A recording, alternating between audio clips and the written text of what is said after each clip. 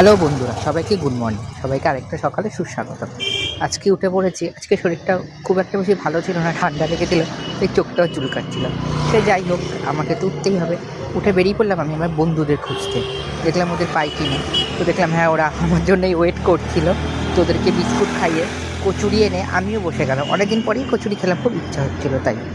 তো এদিকে আমাদের পাড়ার একটা দাদাও মারা গেছে, মনটাও ঠিকঠাক ছিল না। তো সে যাই হোক, আমিও প্রতিদিনের নিয়মে স্নান করে ছাদে চলে এলাম একটুখানি রোদ্দু পোয়াতে। হ্যাঁ, রোদ্রের যা তাপ উঠে গেছে, আর 7-10 দিন পরে আর ছাদে ওঠা যাবে না। তো তারপর তাড়াতাড়ি করে লাঞ্চ করে নিলাম, কারণ পড়তে যাওয়া ছিল। তো আমিও এখান দিয়ে পড়ে বেরিয়ে পড়েছি। তো আজকে পড়ার টাইমটা বেশ অনেকটা ধরেই ছিল। তো এখানে আমি প্রতিদিনকার মতোই কলেজ ট্রিপ দেখতে দেখতে কলকাতা ইউনিভার্সিটির সামনে দিয়ে এসে অটোতে উঠে পড়েছিলাম বাড়ি যাওয়ার জন্য।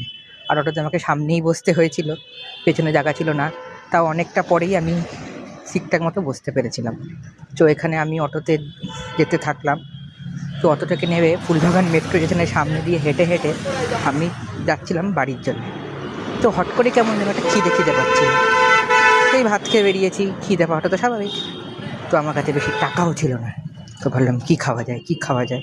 তো কিনে নিলাম একটা 5 টাকার বিস্কিট আর দুটো কি